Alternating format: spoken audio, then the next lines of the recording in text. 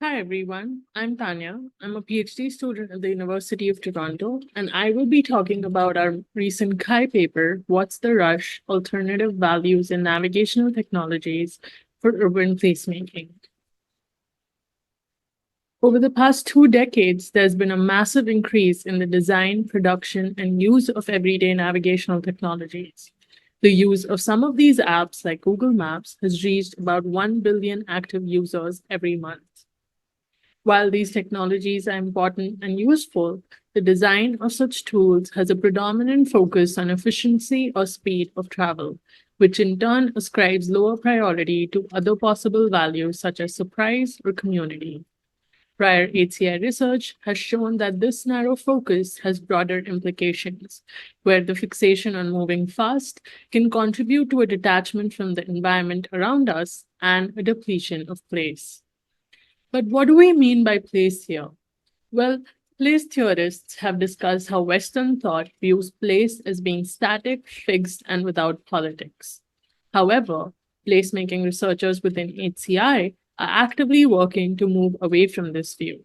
Instead, they draw attention to the particularities of place, showing how varied forms of movement and interaction can attribute social meaning to place.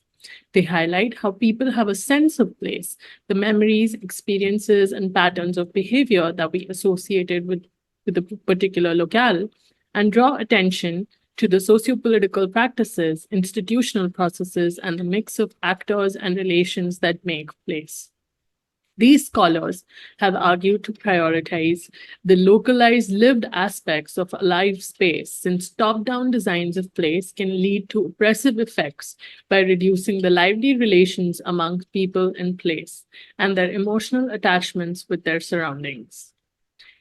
Instead, active, lively, and dynamic places, places that people enjoy being a part of, are made through diverse interactions between people and their surroundings.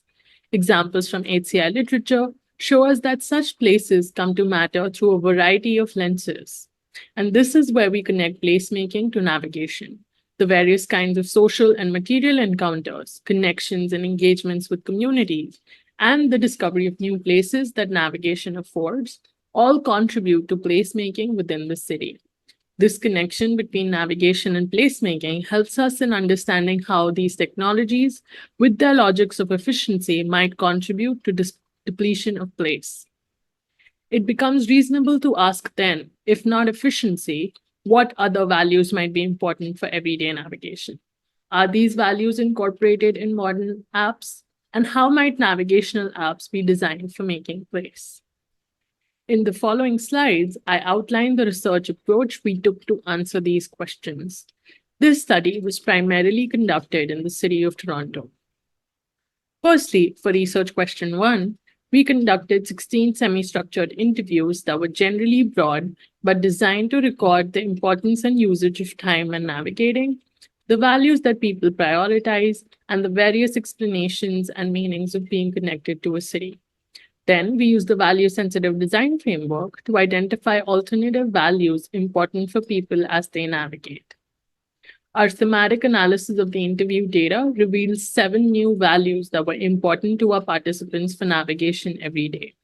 For example, a sense of community, being able to feel belonging with the community in a specific place, or calmness, quietness, being able to recognize and appreciate the calm and quietness of a place.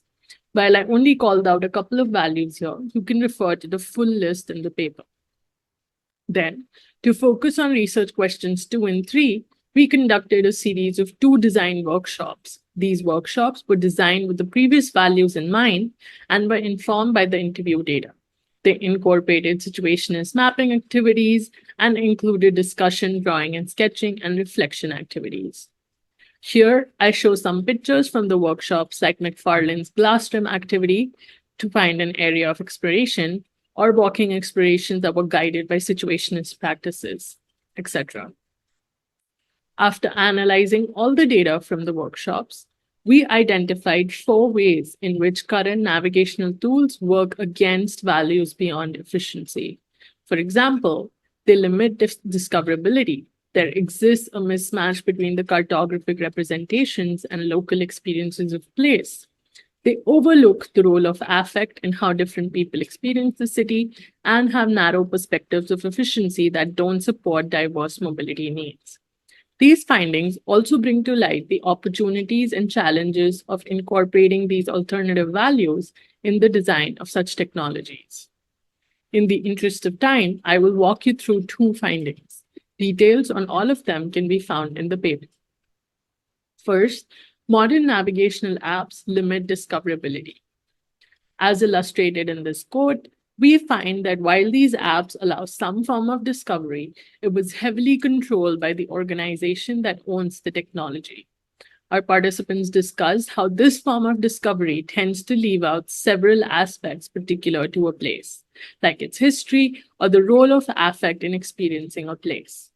Instead, these navigational apps tend to favor pay for placement models, where businesses can financially prioritize their visibility in search results. The notion of a technology company controlling and dictating their wandering experience was off putting for most of our participants. It's also important to note that the reason for this limitation might be because there is an inherent tension between discovery and efficiency. Our participants drew directly from their walking explorations to emphasize that discovery was about valuing the journey itself, placing emphasis on the process of exploration and the experiences encountered along the way, rather than on reaching a destination at some predetermined time. Moving on to our second finding, the mismatch between cartographic representations and local experiences of place, we found that the navigational map directly translates urban naming conventions and ignores the cultural narratives that reside in Toronto's neighborhoods. Citing an example of Church Street, a well-known LGBTQ neighborhood in Toronto, our participants discussed how it was not possible to know that information just from looking at the map without having prior knowledge of the neighborhood. Two of our participants further noted this disconnect during their walking exploration. They explored an area close to Nassau Street, which is named after the royal family of the Netherlands. Coming across a public outdoor gym in the area that housed East Asian equipment, they discussed how the map might present a completely different picture of the place, only featuring streets and neighborhoods named after colonial leaders, which then overlooks the realities of the community fabric in the area. But that's not all. In addition to identifying these limitations, our participants also came up with sketches and drawings of design features that more meaningfully incorporate these alternative values into navigational maps. For example, in this map designed for discovery, participants prioritized hint-based directions rather than rigid turn-based navigational instructions. They drew curvy amorphous lines like this one in a nose, which is in stark contrast to a Cartesian grid that you would see on a map. And they use suggestive icons, tidbits, and pop-ups, which help users rely on their own curiosity and intuition. Similarly, in this sketch, they use illustrative street names and icons to highlight the community's dynamics, shared values, and places of social interaction. Taken together, these findings help us focus on research question 3. How might everyday navigational technologies be designed for making place? To reflect on this question in our paper, we draw directly from our findings to emphasize the importance of discovery as an aid to everyday placemaking, highlight placemaking as an ongoing accomplishment, and suggest embracing relational and slow design principles for the design of these technologies to enable and support placemaking. First, in considering discovery as an aid to placemaking, we emphasize the importance of undirected wandering and exploration as more than just leisure or tourist activities. In controlling our discovery through for-profit models, modern apps shape our interaction with the environment and places within them based on economic rationality. Instead, as prior placemaking research discusses and we show, undirected wandering and discovery can serve as important social and collective practices, important for meaning making and for making place. Furthermore, wandering can also serve as an information practice. The interaction with local business owners or tourists or other encounters by our participants help them acquire local urban knowledge through informal and unstructured walks. Prior research has shown that the long-term effect of such interactions and engagements can help people actively participate in the meaningful production of place. Thus, for navigational technologies to design for discovery would mean to draw attention to culturally or socially significant places and enable serendipitous encounters or incorporate surprise. Second, our findings suggest that placemaking is an ongoing accomplishment, which the everyday practice of navigation may contribute to. In doing so, we emphasize that navigational practices form a part of a wide ranging dialogue where place emerges dynamically from the encounters, interactions, and experiences it affords its inhabitants. Recognizing this dialogue also requires treating place as something that is particular, open ended, and continuously produced.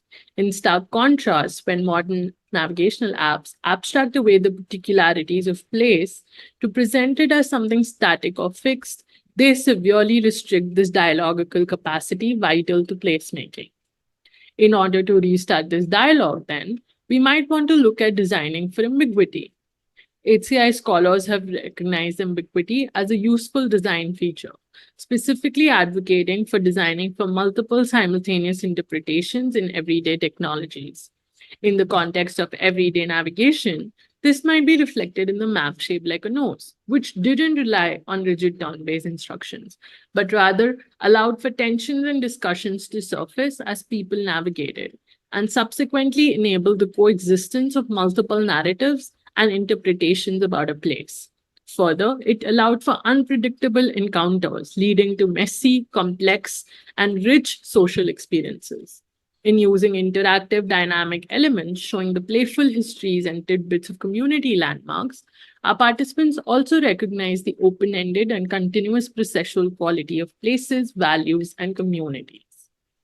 Furthermore, designing for ambiguity can also include opening up temporal features beyond start and end times, which instead evolve and adapt based on user preferences and real-time conditions. Third, we note that in order to enable placemaking through these technologies, we need to support the various interactions between people and place. And the capacity of navigational technologies to support these kind of interactions then determines their potential to support placemaking. Designing for such forms of interactions would require attending to multiple forms of movement and navigational practices. The design of these technologies for making place would also require departing from the overt focus on efficiency, incorporating slow design principles such as embedding moments of pause and critical reflection, or elements of anticipation like the hint-based pop-ups might help in this regard. Finally, in designing for place, we advocate for a more expansive interpretation of time instead of treating it as a static, universalized passive force. This includes recognizing time's personal, cultural, and political meanings, including emphasizing people's own interpretation of time, bringing forth the relationship between place and time, and also looking towards other sociocultural definitions of time. Prior HCI literature suggests that such kind of flexibility can become a resource for creativity and imagination as people make place. But more generally, in redesigning for time like this, we can move away from its interpretations and reductions, which are embedded in the design of technology, and instead move towards a more transformative vision for everyday navigational technologies that can then enable and support placemaking. That's all for this talk. Before I close, I would like to give a special shout out to our research participants and my co-authors for making this research possible. Finally, thank you to the audience for your attention.